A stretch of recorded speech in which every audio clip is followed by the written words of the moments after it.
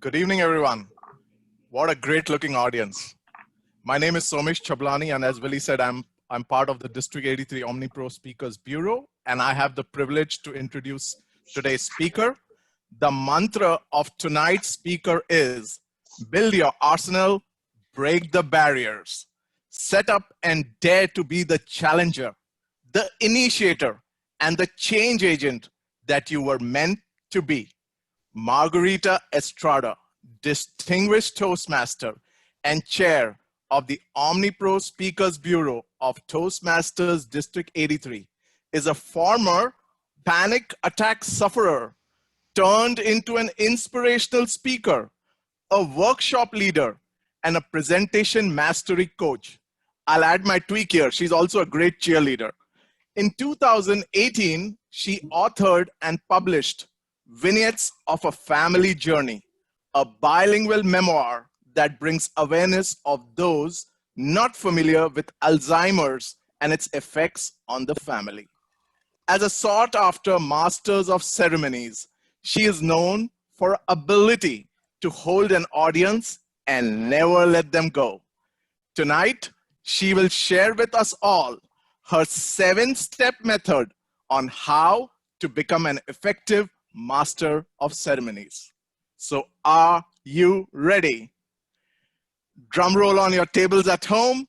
Please help me welcome Margarita Estrada. How to become an effective Masters of Ceremony. Margarita, the floor is yours. Thank you so much for that brilliant introduction. And that is precisely what we are going to talk about today. Oh, wait, this is not moving. How come it's not moving? Hold it.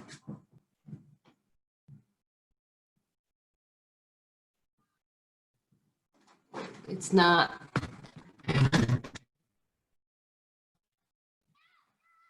My slides are not moving. Why is that?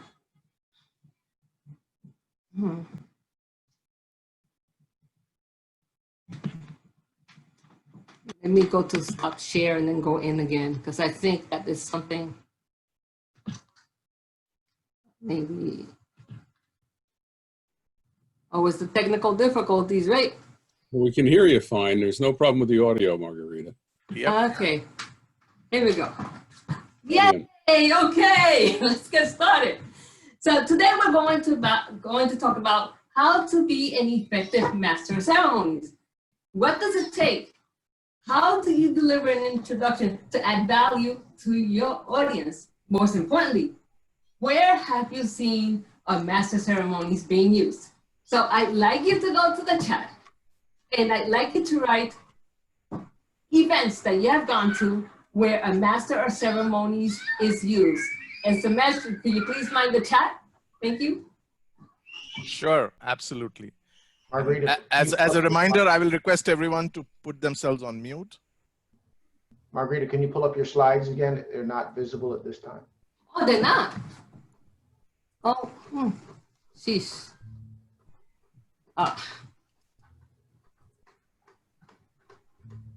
So. Are you sure you've got it in the share screen mode? I don't think you do. Okay, hold on a second.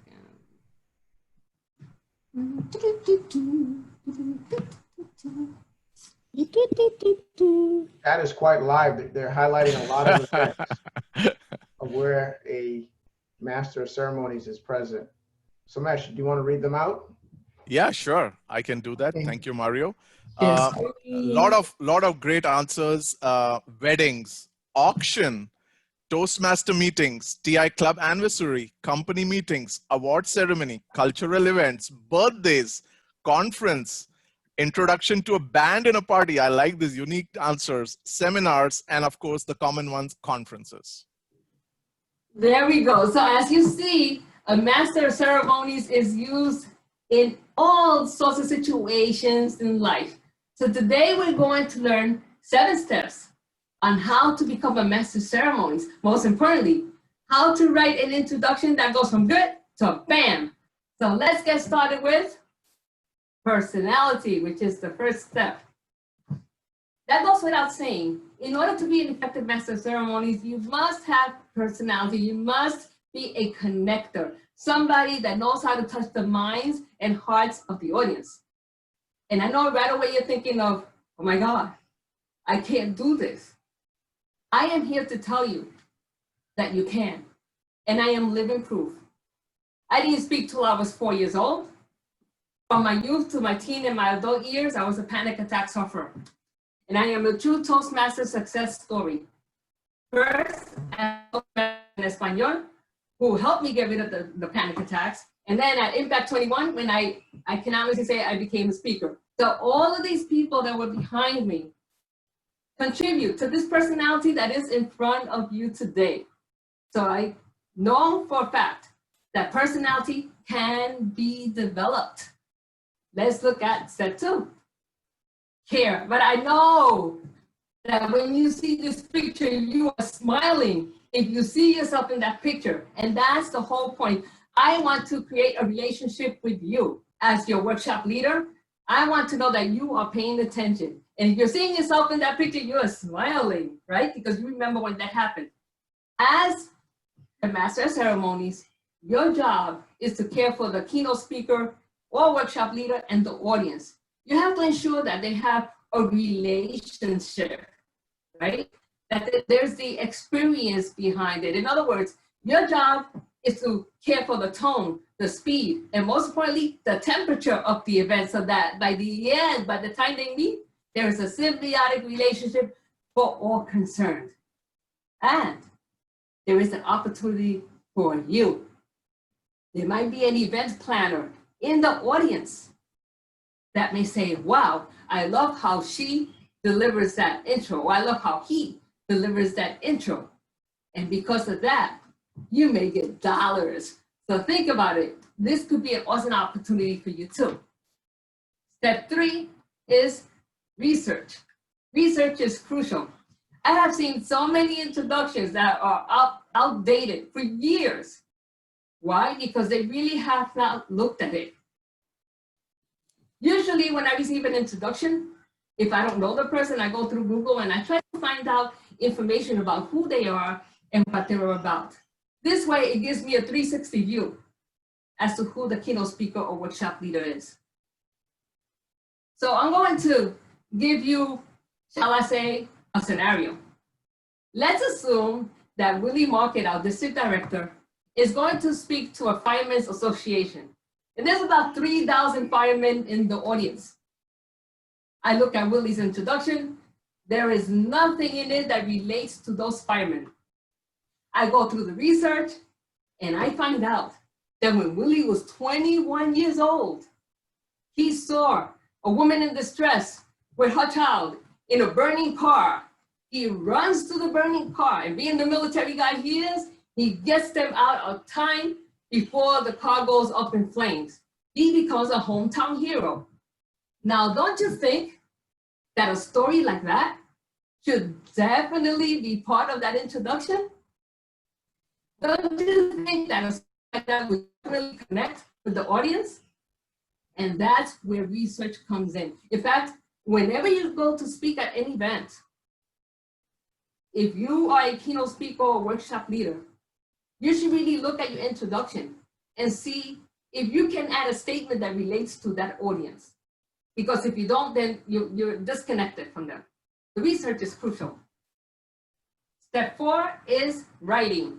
And this is where we'll spend the majority of this presentation. Writing, writing, writing, because it's important to really look at the introduction to see what it's about and to see where you can improve it. The introduction that we're going to dissect was Mario Lewis's former introduction that he gave me for his webinar that he gave a couple of months ago called Connect, Craft Your Message. When I looked at the introduction, I said, you know, it's okay. It really is, but just because it's okay, it doesn't mean that it cannot be improved. We want to go to the stratosphere, not okay. We want it higher. So are you ready to learn how to write from good to bam? Yes, so let's get started with writing. Paragraph 1, the original. Mario Lewis, DTM, is an energetic, award-winning speaker and presentation coach who provides audiences and individuals with motivational messages and strategies to become powerful and dynamic communicators.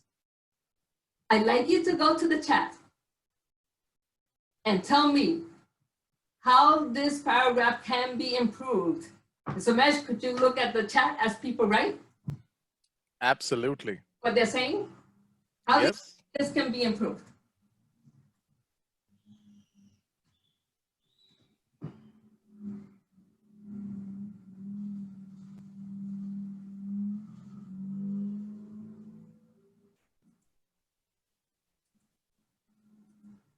So what are they saying so far?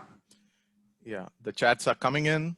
A few of the suggestions are maybe make it a little more personal.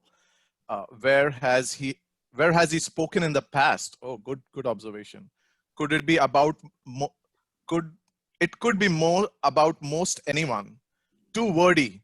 What topics? Change the title. How to become a powerful speaker.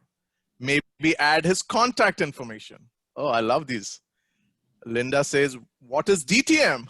I like that. Bingo. Yeah, Bingo. Gail says divided into multiple sentences. So those are the chats so far. They're still coming in. Okay. Personalize a funny anecdote. And the last one, in the interest of time, speak more to the benefits to his audience. Add more color details. Over to you, Margarita. All right. So this is, and that's only the first paragraph, right? So the elements that are needed to improve this first paragraph first, no acronym, and whoever said to spell out DTM hit it right on the head. Secondly, it should be you-oriented immediately to the audience. And third, a powerful triad at the end. So let's look at the new and improved, paragraph 1. Mario Lewis, distinguished Toastmaster, is an award-winning, energetic speaker and presentation coach who will provide you with motivational messages and strategies to become powerful, persuasive, and dynamic communicators. Do you see how those simple changes improves that intro? I use the word persuasive for a reason. If some of you remember Somesh's webinar a couple months ago, he spoke about the word persuasive and the power of that word. Persuasive is used when you want to convince the audience that you have something that brings value. Don't you want to be persuaded? Don't you want to feel that, wow, that keynote speaker or workshop leader knows what they're talking about? And that's why persuasive is such a powerful word. You have seen how we have turned paragraph 1 from good to bam. Let's go to paragraph 2. As a finalist in the Toastmasters 2012 World Championship of Public Speaking and a semi-finalist in 2017 and 2018, the largest public speaking contest in the world, Mario has demonstrated the unique ability to engage audiences of all sizes and backgrounds. Please go to the chat and tell me how this paragraph 2 can be improved. Samesh, can you take a look? Yep. Let's see what people write for paragraph 2. Sure.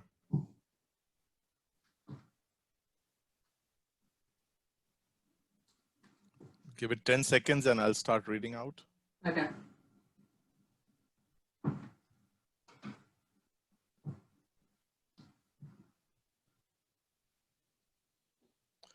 Good pointers. Daniel says it's too lengthy, too much verbiage. Michael says 2017, more important as more recent. Mario Lewis says, is it current? Okay, nice. Take out the part about semi-finalist. It is not a paragraph. It should be one sentence. Well, Wordy. I call it a paragraph, but it's Okay. sentence. Yeah. Jenny says wordy, but can also highlight the title of his winning speech. Title of his 2012 speech. Start with Mario's accomplishment, then say how, what. And the last one, in the interest of time, reverse sequence start with a unique ability. And for those who have put in the chat, I'm saving the chat so Margarita can read this after her speech as well. Over to you, Margarita. Okay. So this, I should say sentence too, right? I'd rather call it paragraph only because, I don't know, it's just easier for you. But anyway, but this statement too, I should say, it needs a connection, a mental and emotional connection to the audience. It needs a subliminal message to his workshop, Connect, Craft Your Message. It needs a location for all of those accolades that he has achieved. And it needs an update, if any. So let's look at connection. Many men and women dream of walking on stage as a finalist at the largest public speaking contest in the world. Doesn't that make you feel connected right away? Could you picture yourself walking on the stage of the World Championships? Don't you want to be a champion of something? And that is why that opening statement is so powerful. Element 2, a subliminal message to his workshop, Connect, Craft Your Message. Mario has demonstrated the unique ability to engage and connect with audiences of all sizes and backgrounds. I use the word constantly because I want you to go to sleep and think about connect. Wake up and think about connect. Go to work and think about connect. It's something that advertisers and marketeers use all the time. In other words, I want to create a sound worm in your brain. And this is why the word connect is so crucial. Element 3, location, location, location. It's like real estate, right? You don't want good real estate, you want prime real estate. So adding the locations to all of those accolades adds value. So here we go. When he became the Toastmasters International 2012 World Championship of Public Speaking finalist in Orlando, Florida, a 2017 semifinalist in Vancouver, British Columbia, a 2018 semifinalist in Chicago, Illinois. And yes, whoever said about that, I should have transposed that and put 2018 and 2017 because those are, but the whole point is that adding the locations to those accolades adds value because many of you that were at those conventions will see yourself where you were sitting at the time that Mario walked on that stage. Those of us that watched it at home, like myself, will remember when we were having our viewing party and that moment where we saw him accomplish those accolades. So location, location, location is crucial. An accomplishment without a location is just good real estate and you want prime. And of course he did it again this year. In 2020, he became a semifinalist in the first virtual Toastmasters International World Championship of Public Speaking competition. So do you see how we turned this paragraph 2 from good to bam? Yes, and that's what you want, bam. You just don't want good. You want it to go up to the stratosphere. All right, so let's look at paragraph 3, the original, I should say statement 3, okay. Statement 3, the original. Using the mnemonic connect, he frequently presents on how to connect with your audience to make your message memorable. Go to the chat and tell me how you think this can be improved. So, Mesh, take a look. Sure.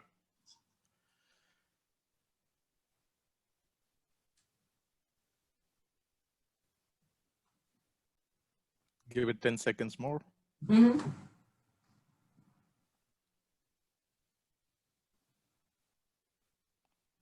Craig says, expand on what the mnemonic connect means. Michael says, unforgettable rather than memorable. Jenny says, it's vague. Gail says, use Mario's full name. Laura, make it more everyday language. Again, common theme is explain what connect means, when and where. And I'll pause here. Back to you, Margarita. Oh my God, it's amazing. I should have consulted with you guys first, right? Okay, so this particular paragraph or sentence needs 3 elements. First, it needs validity. It needs proof that he can actually deliver this message. It needs a reason why, and of course, a powerful triad at the end. So let's look at validity. For many years, he observed speakers that delivered good, yet were not connecting with their audience. Do you see how that statement has value? Mario has been a champion speaker for years.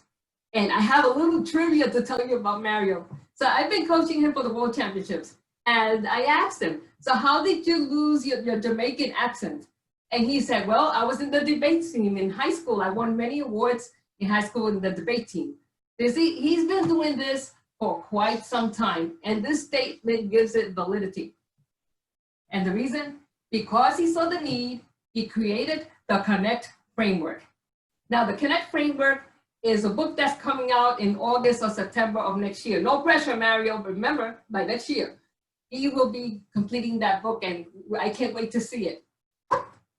And third, the powerful triad. Now it makes sense to bring the original statement because now it has legs to stand on, right? There's value to it now. So using the mnemonic connect, he frequently presents on how to connect with your audience to make your message effective, purposeful, and memorable. The reason why memorable is used at the end is because each speaker wants to be memorable, right? We want people to think years later, remember a speech that we delivered or a presentation that we have done. We want to be memorable, and unforgettable actually is a good one. So I'll remember that for next time. Okay. And again, we made it into a BAM paragraph 3 or sentence 3.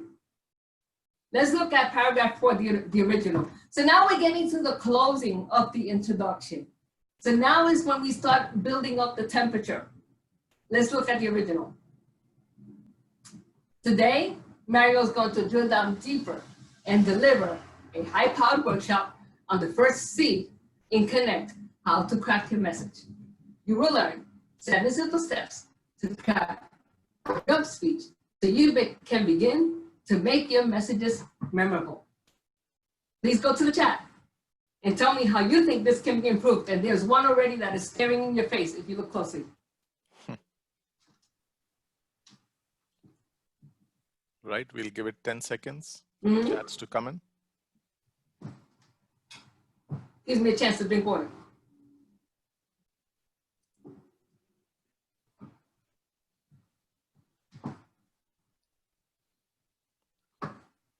Margarita, you introduced Mario so well that my 12-year-old son sitting here saying, I want to meet Mario.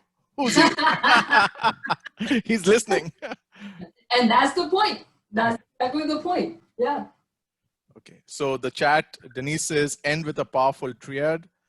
Mario Lewis himself does not ramp up excitement. Christine says, again, triad. So far, that's what I have in chat. Michael says, will it distract without knowing the other letter's purpose? Great point. Ooh, I like that. Yes. And that will come later. Savita says, not C for cat, but to craft your message. Nice one, Savita. All right, back to you, Margarita. Okay, so this paragraph 4 or sentence 4 needs 3 elements. It needs definition. And now we're getting close to the end, so it needs to be defined. It needs clarity. And it needs triad. It needs the powerful triad at the end, of course, always. So here's definition and clarity. In today's webinar, connect, craft your message. So right away, we define what it is. And remember, the original said, connect, how to craft your message. So the title was already wrong. So here we have timed it, we defined it. In today's webinar, connect, craft your message. Mario is going to drill down deeper and deliver a high-powered workshop focused on the first C in the mnemonic connect. So that there's more to come later in his other webinars, but for this one, he's going to focus on the first C. In other words, we have turned this for good, and now the powerful triad. You will learn 7 simple steps to craft your speech so you can begin to make your messages persuasive. And again, I bring persuasive at the end from the beginning, because as we learn as Toastmasters, that you tie with a pretty bow at the end. So I've been persuasive at the very end again. So you'll learn 7 simple steps to craft your speech so you can begin to make your messages persuasive, powerful, and memorable. You notice how we have turned this statement from good to bam? Yes, we want to take it to a higher level. And now the closing. And this is when you want that temperature to go up. So it's like the empirical curve, right? So you start at the bottom, you bring up, and you're trying to bring it, the tone, speed, and temperature up. So here's the original. Please put your jazz hands together to give Mario a warm welcome. Connect, craft your message. Now, when you hear the word warm, at least for me, I just want to take a cup of hot chocolate, sit down on the sofa, and watch TV, right? It's nice for the house, but when it comes to a webinar or seminar or keynote, you want that audience to be at a fever pitch, right? You want to bring them together, and you want to make sure that by the time they meet, bam, is there. There is one word that this closing needs, and it's a feeling. It's not really a word to be added, it's a feeling. And I'll give you the hint. The word starts with an A. Go to the chat and tell me what that word that starts with an A is. What is that feeling?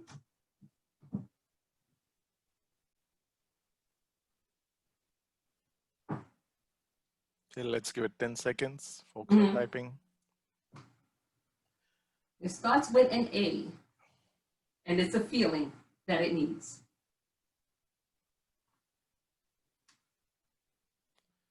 Okay, a few of the answers: amazement, anticipation, acknowledge, awesome, applause, audience engagement, authority, and the amazing Mario.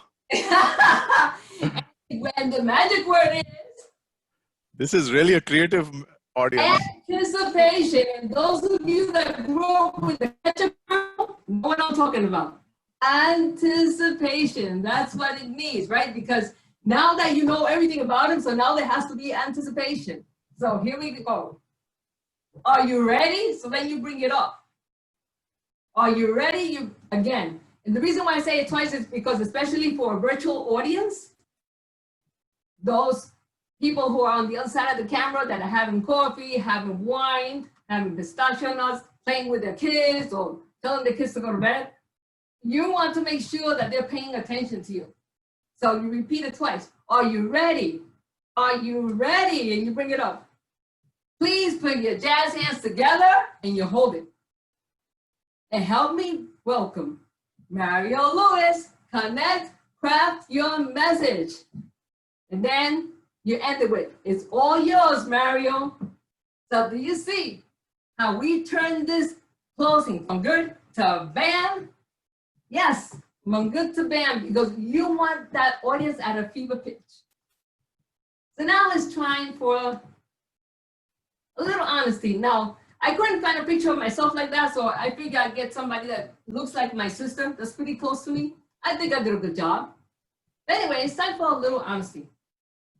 So you go to the keynote speaker and workshop leader, or you email them and you say, look, I looked at your introduction and it's okay, it's good, but it doesn't reflect who you are or the value you bring to the audience. And that's key, the value you bring to the audience. And the reason why I bring that out is because there's some keynote speakers and workshop leaders that are so attached to their introduction that it's almost like it's their child and they don't want to let go of it, right? So they'll protest and they'll say, no, I'm happy with what I got, it's okay, and on and on. So then you tell them, can I read it to you? Watch me deliver it. Set up a Zoom meeting so they could see you. So here we go, the full introduction. Mario Lewis, the Distinguished Toastmaster, is an award-winning, energetic speaker and presentation coach who provides you with motivational messages and strategies to become powerful, persuasive, and dynamic communicators. Many men and women dream of walking on stage as finalists at the largest public speaking contest in the world. Mario demonstrated the unique ability to engage and connect with audiences of all sizes and backgrounds when he became a Toastmasters International 2012 World Championship of Public Speaking finalist in Orlando, Florida, a 2017 semifinalist in Vancouver, British Columbia, a 2018 semifinalist in Chicago, Illinois, and a 2020 semifinalist in the first Toastmasters International Virtual World Championship of Public Speaking Competition. For many years, he observed speakers that delivered good messages, yet were not connecting with their audience. Because he saw the need, he created the Connect framework. Using the Nirvana Connect, he frequently presents on how to connect with your audience to make your message effective, purposeful, and memorable. In today's webinar, Connect Craft Your Message, Mario is going to drill down deeper and deliver a high-powered workshop focused on first C in the Nirvana Connect. You will learn 7 simple steps to craft your speech so you can begin to make your messages persuasive, powerful, and memorable. Are you ready? Are you ready? Please put your jazz hands together and help me welcome Mario Lewis. Connect, craft your message. All yours, Mario. Now, I was lucky that Mario decided to accept my introduction, but if he decided that no, he wanted to stay with the one he had, and by the way, bam, okay. So if he decided that he wanted his own, then I have to respect his wishes, right?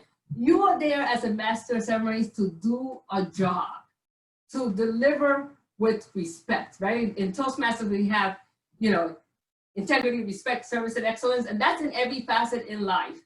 So if the keynote speaker or workshop leader decides, Margarita, I appreciate what you did, but I'm happy with my instruction, you have to respect them. You have to have their back. And then you have to practice and practice and practice and practice and practice. And I say it 5 times because, especially when you don't like an introduction, you still have to practice it, right? You have to practice it until you internalize it. And also, you are a professional. And as a professional speaker, you are hired to do a job. And you owe them that respect that they so richly deserve. And mind you, you will get some keynote speakers that you don't particularly care for, that you don't like, but you still have to deliver. And you still have to show that you are a professional. In other words, you have to take it from good to bam. Okay, so now I'm going to test you. What are the 7 steps to becoming an effective master of ceremonies? Please go to the chat and write them down, with the exception of writing, because that's where we spend the majority of the time.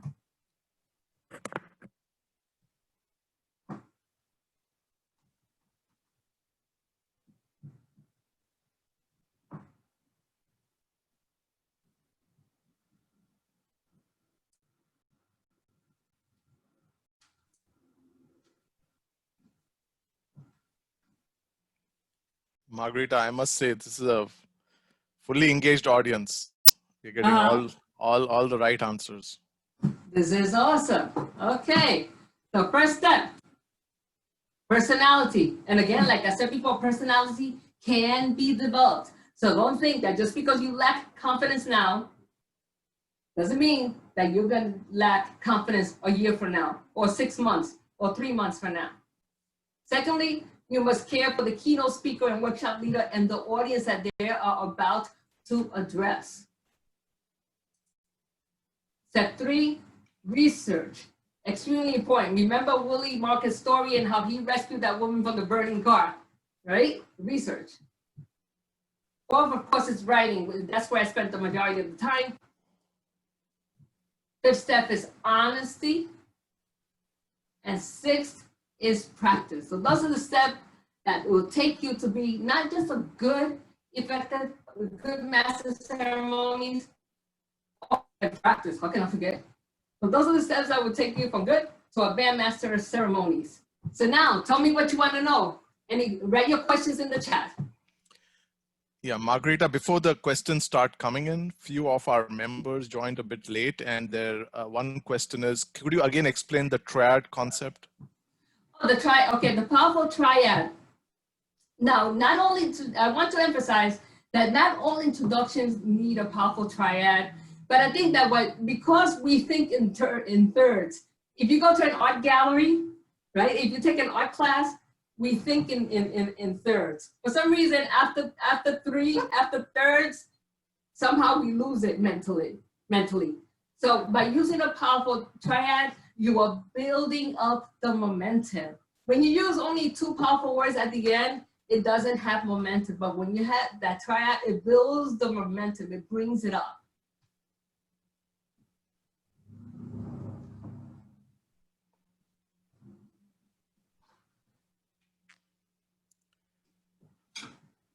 Anyone has any questions, feel free to type it in the chat, or you could unmute yourself and ask a question.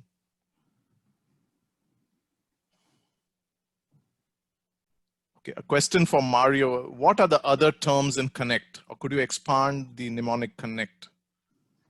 Oh, well, I think Mario can explain those better than me. Oh, I can do that offline. I want everybody to focus more on the Margarita's message. So I can send a personal email to Craig just to take that one offline. Okay, awesome. All right. Thank you, Mario. Are there any other questions or no? Yeah, there's a question from Hava. What if you and the audience know the speaker? How would you introduce the speaker/event? Oh, if I know the speaker? Yeah. How would I introduce them? Yeah, if the audience already knows you and the speaker. Oh, that's a good question. Okay, if the audience knows me, like they know Mario and myself, for instance, you still have to look at that introduction. As you can see, even though I know him, I knew that that introduction could be better, that it could add more value for the audience. So the first thing I did was to look at it and read it to see if there is any value to it, right? Because the purpose of an introduction is to ensure that there's value to the audience. It's all about them. So you have to make sure that that connection is there no matter. The relationship between Mario and I is not the issue. It's the relationship between Mario and the audience that adds the value.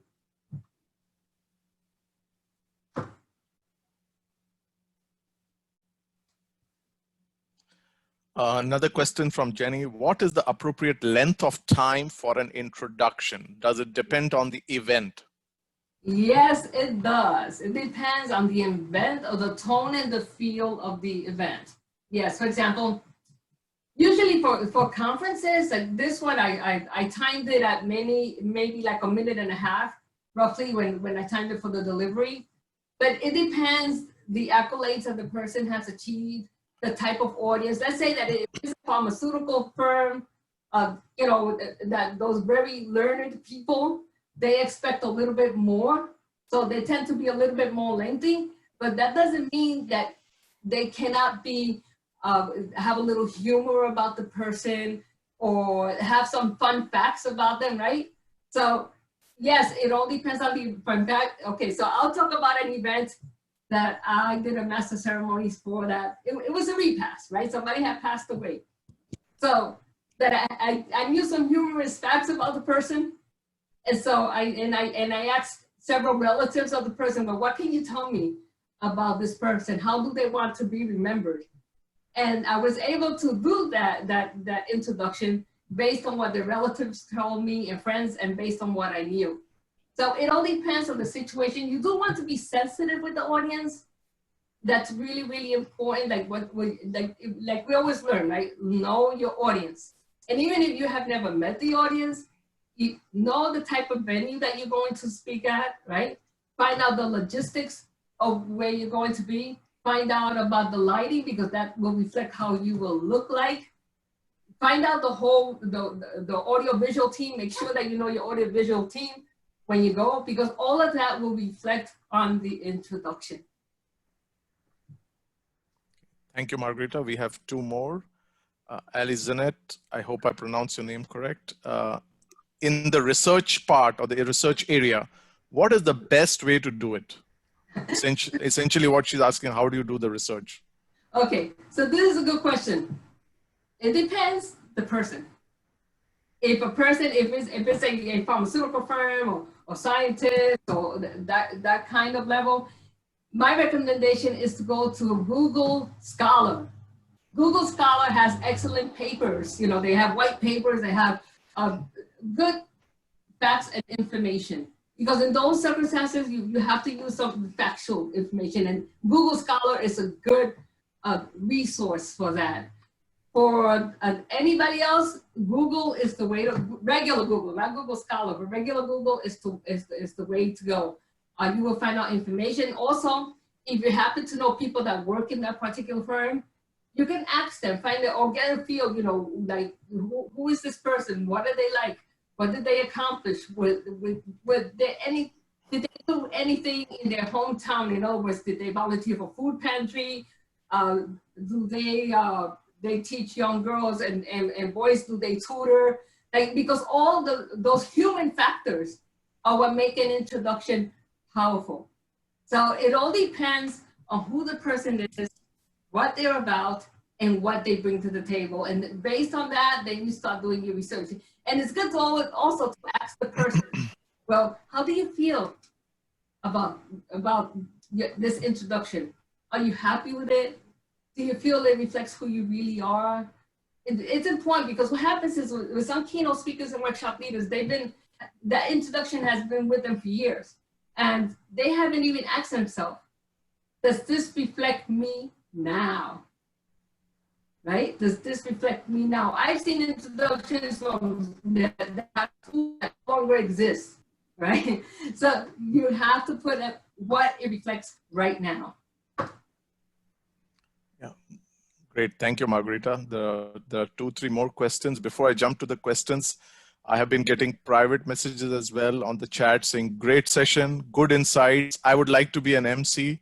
And I remember the famous author Mark Twain said, introduce the speaker in such a way he or she feels so special that they themselves say, I want to meet this person. Who is this? So great. Another question which popped up is by Dania.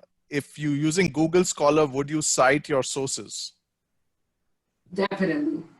Definitely. It is important to cite your sources because you want to have credibility, right? You want to have credit. You don't want to put facts out there that you don't have a backup for. So definitely you must have credibility. Mm-hmm. Got it. And Marilyn said, I have a question. Would you like to ask by unmuting, or would you like to type it in the chat? Sure. My name is Marlene. I'm from Sunset Toastmasters. I'm so glad I participated in this talk. My comment was, the more I practice, because we have 7 minutes, 6 or 7 minutes to present a speech, not so much to introduce a speaker, I found myself, the more I practice and the more I come up with a different speech in itself.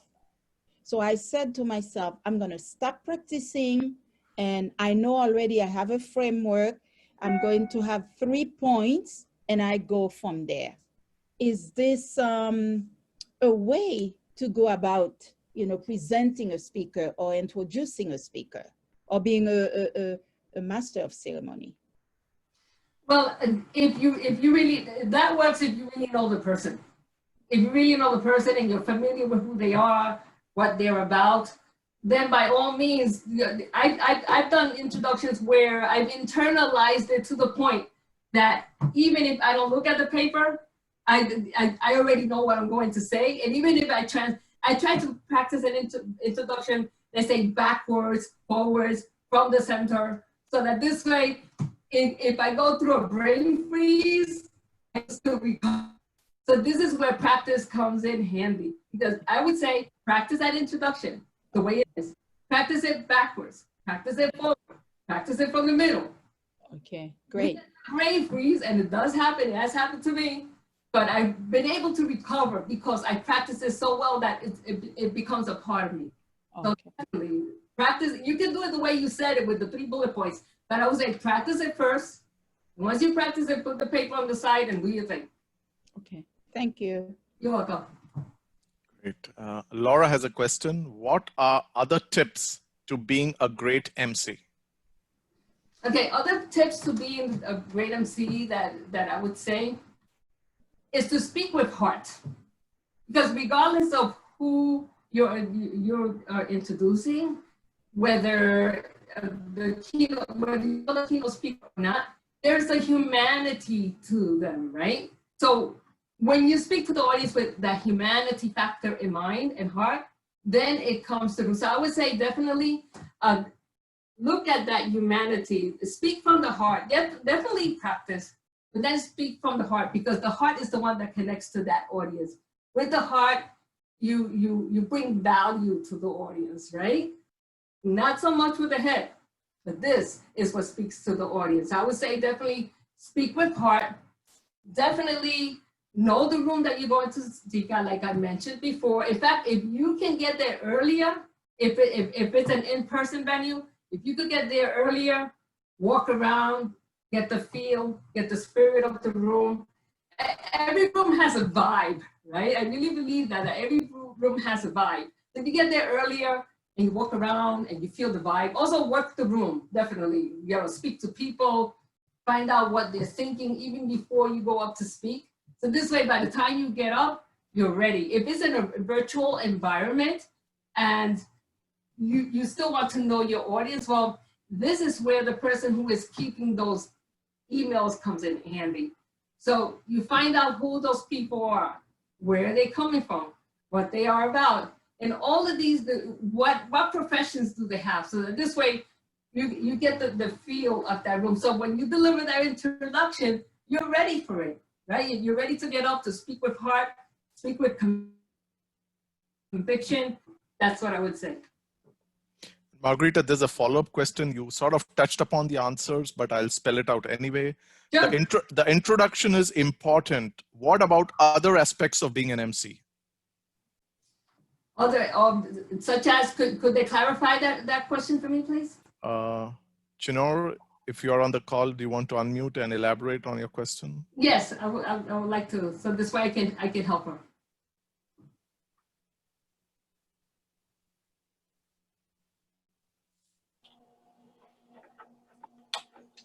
Sorry, I am unmuting. Can you hear me? Yeah, we Yes, can I hear can, you. Shinar. Yes, I can hear you. Yes. All right, perfect. So I think I heard a little bit of it in your previous explanation, but the introduction is important, but there's, like you mentioned, what about when there are other people besides the keynote that are coming up and down off the dais? And what about helping people understand the context of the event and helping them kind of get excited about the entire thing? So my thoughts are the MC is that running thread through the entire event that keeps things moving. So if you can help us understand. Yes, definitely. Okay. If you're just doing the introduction, then your job is done. But I have done events where I have been the MC throughout the whole event, and maybe there have been 7, 8, 9 speakers at the event. So what I try to do is I try to find out information about each speaker, a fun fact that they have that would add value to the audience. And yes, you have to keep that energy up constantly throughout the event. So it's a very exhausting thing to do, but it's a lot of fun, especially if you have, you know, the humorous facts that the audience can laugh at. So yes, definitely, you have to be able to, you have to be high energy. To be a good MC, you definitely have to be high energy.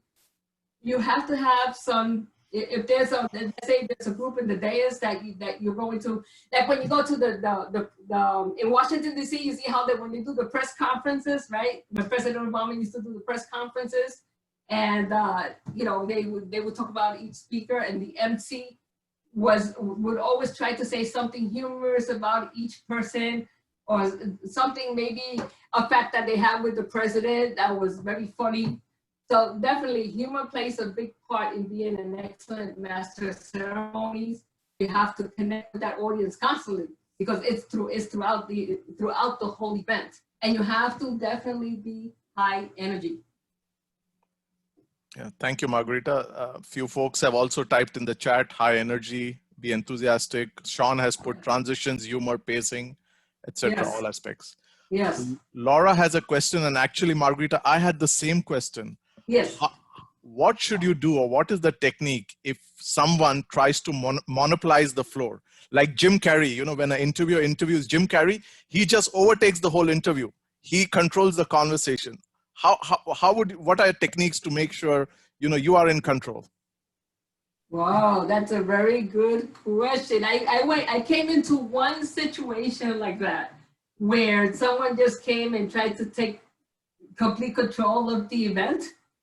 And I just told the person, I appreciate your participation, that I suggest that you sit. And I had the guard close by, just in case they had to be taken out, because some people can become irate. And as a female, I have to be careful, right? So I tell them, sir, I thank you so much for your suggestion. I appreciate it. So please have a seat, and we'll discuss whatever you would like to talk about later. And I always have the guard close by, just in case they have to be pulled out. So, so that's the way that I would handle it. In fact, I watched President Obama handle the heckler when he said, "You lie," and I'll never forget that. And he handled it with such grace, and that was a good teaching point for me. And that's how I handle situations like that with hecklers as well. Thank you. Great. That was all the questions in the chat. I will still encourage, if anyone has a question, please unmute yourself. We still have some time. Hi, my name is Cortez. Hi. How you doing, Margarita? I'm well. How about you? I'm glad I'm from New Heights Toastmasters. I'm glad I joined tonight because when I went to seminary school, I was called on to be the MC a lot. And the only thing I was able to present was the people that was doing their seminars from when I met them in seminary school. I didn't know too much about their background, so I really couldn't give a full presentation of introducing them. And that was one of the things I regretted, and one of the reasons why I'm in Toastmasters, because like now, even in Toastmasters, when you got to present the speakers, it's hard to get personal information about their background and introducing them other than knowing them as a Toastmaster. Yeah, that can be difficult. I would say for me, one of the habits that I have in my Toastmasters club, and I've only done it a couple of times because some people are in the mood for it and some people are not, it depends. But I like to say, you know, they say Toastmaster Manny Reyes is married to his lovely wife Begonia, and you know, and he enjoys working with children, and he enjoys taking people to the next level in their presentation and communication skills. So I like to make the introduction personal, right? Yes. So even if you don't know much about them, and even though if you only know them, let's say in the Toastmasters circle, based on your observation of who they are and their personality, you can do an awesome introduction.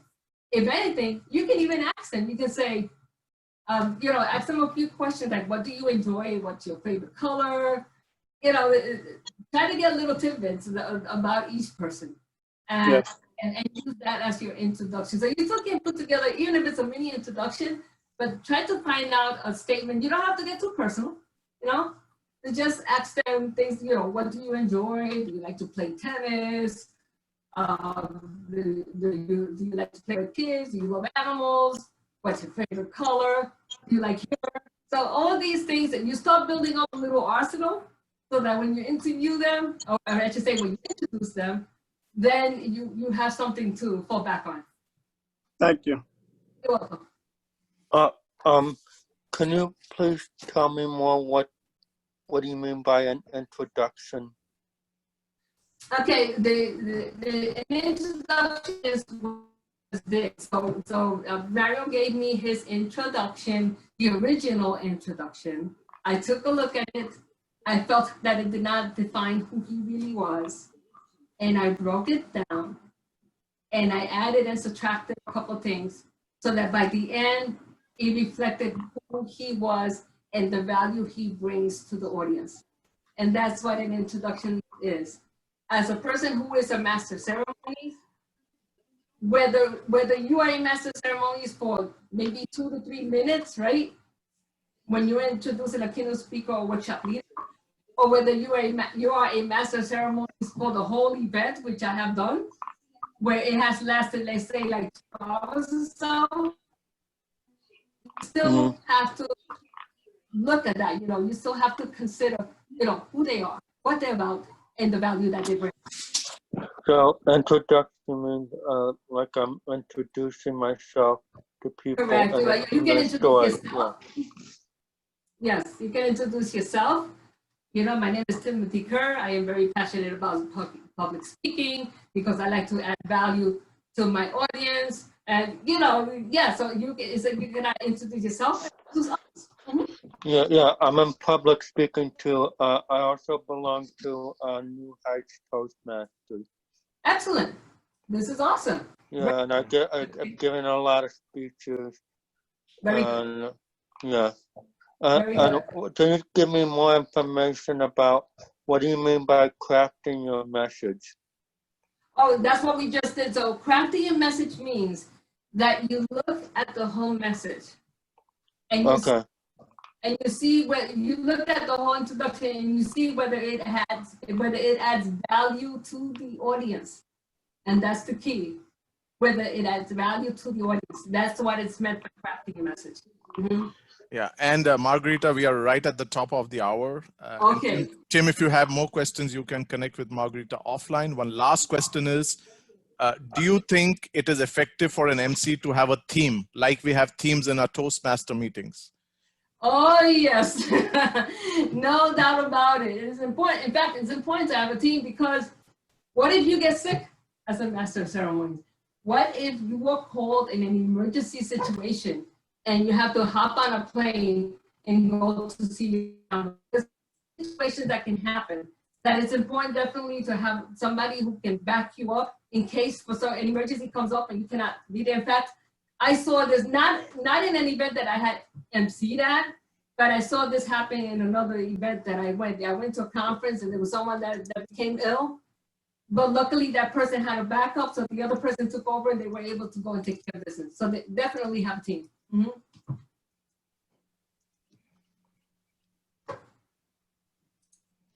Great. I think we covered all the questions, Margarita, on behalf of all the members and the audience. Thank you for giving us such a good insights and the 7 steps. I'm excited to be an MC. And if anyone has more questions, feel free to connect directly with Margarita. With this, we end our first session of the summer on the Wednesday webinar.